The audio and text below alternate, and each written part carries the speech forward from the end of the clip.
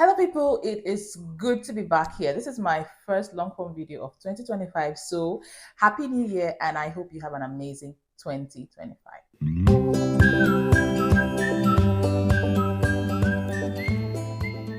If you're new here, my name is Moe Douglas, and on this page I share mostly informative content about my experiences as an African expat living in the EU. Please do not hesitate to support by clicking the subscribe button, giving this video a thumbs up, and hit the notification bell so you can get informed or notified whenever I post content like this one. Thank you.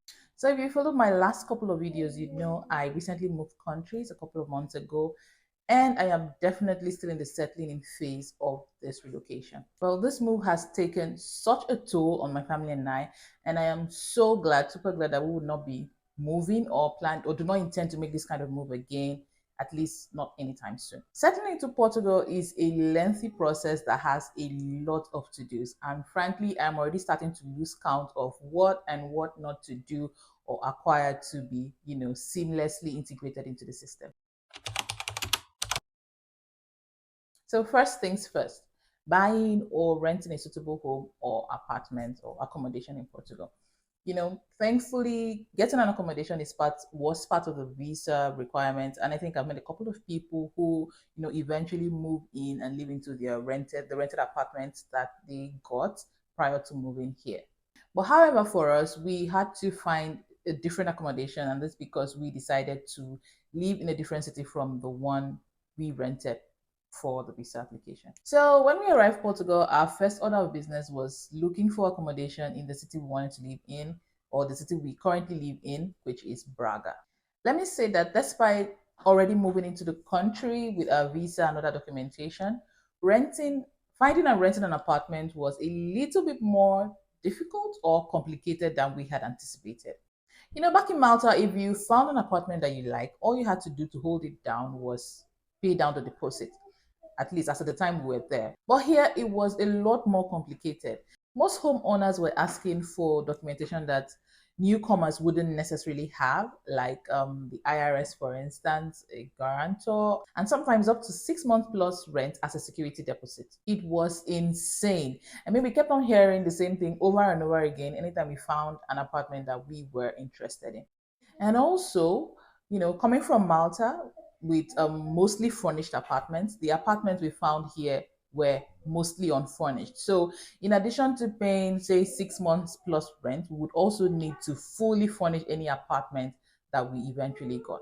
And it doesn't even end there. I mean, we'll still need to find a law abiding Portuguese citizen to co sign our lease as guarantor.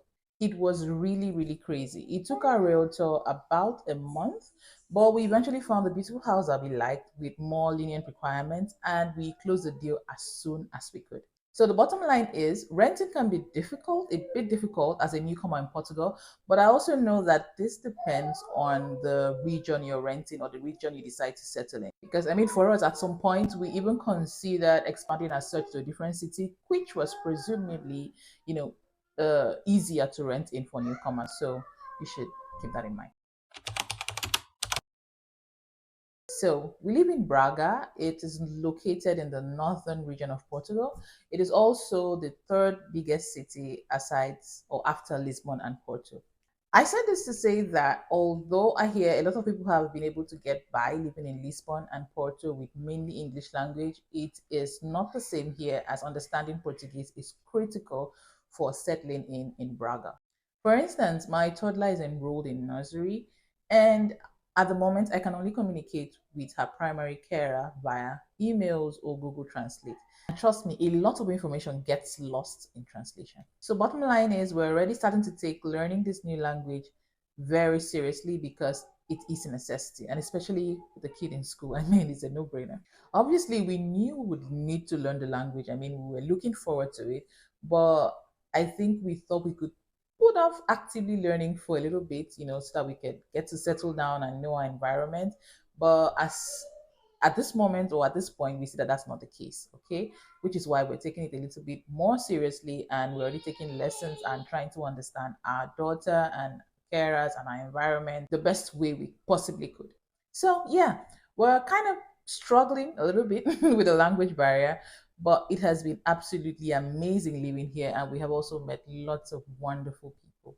We've also been able to connect with other English speaking expats and families here, and it has also been, amazing. It has been incredible having such a solid community in our early days of settling here. It's just been amazing.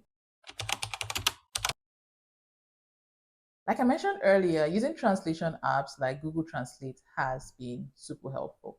It is also not uncommon to meet people who can actually communicate in English. I mean, I'm always grateful when I do, but it doesn't happen quite often. So for us, although we are unable to, communicate clearly in Portuguese, it has been really helpful to learn and practice basic words and greetings and conversation starters and general words and phrases that are being used to get along.